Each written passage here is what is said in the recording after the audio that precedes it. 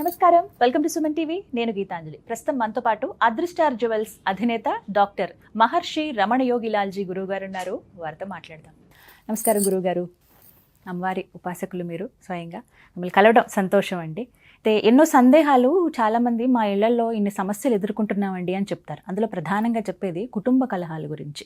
అంత బాగుండే వాళ్ళమండి, చాలా మంచి కుటుంబం మాది, కలిసి ఉండేవాళ్ళం, ఒకవేళ దూరంగా ఎవరైనా ఉన్న సందర్భాలు బట్టి కలిసేవాళ్ళం. అలాంటిది ఏం జరిగిందో తెలియదు, ఉన్నట్టుండి ఎవరికి వారే అయిపోయారు, మాట్లాడుకోలేని స్థితికి వెళ్ళిపోయాం, కనీసం పలకరింపులు లేని స్థితికి వెళ్ళామని అంటారు. ఎందుకు ఇలా జరుగుతుందండి? దేనివల్ల అంటారు? ఐం హ్రీం శ్రీం అదృష్ట మహాలక్ష్మి నమః. ఇది చాలా అందరికీ సంబంధించిన మంచి క్వశ్చన్ అడిగారమ్మా.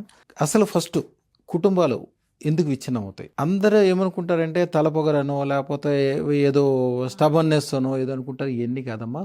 మంచి కుటుంబం, మంచి జంటని, మంచి కుటుంబాన్ని చూడగానే ఎవరో దిష్టి పెడతారు. దిష్టి కొద్దిగా పెరిగి మీరు ఎప్పుడైనా చూడండి, ఒక మంచి కాలనీలో మంచి కుటుంబం, భార్యాభర్తలు ఇద్దరు చక్కగా రోడ్డు మీద నడుచుకుంటూ వెళ్తారు.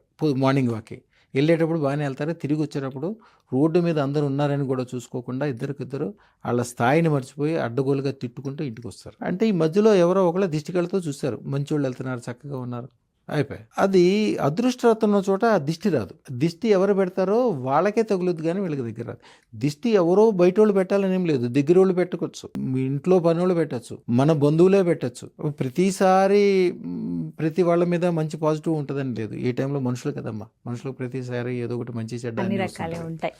అది ఆ క్షణంలో అది నెగిటివ్గా మరి అదే పెరిగిపోయి అది ఎట్లాంటిదంటే దిష్టి కానీ కాల్సర్ప కోశం కానీ చేతపడి కానీ ఒక ఇనప మేకు కాల్లో గుచ్చుకున్నప్పుడు ఏం కాదు, ఏమీ తెలియని కూడా తెలియదు. తర్వాత సెప్టిక్ అవుద్ది, ఏదేదో అవుద్ది. కుటుంబ కలహాలు విడిపోవటాలు కూడా అంతే. మేము ఎప్పుడు దాన్ని ఆ దృష్టితోటే చూస్తాం.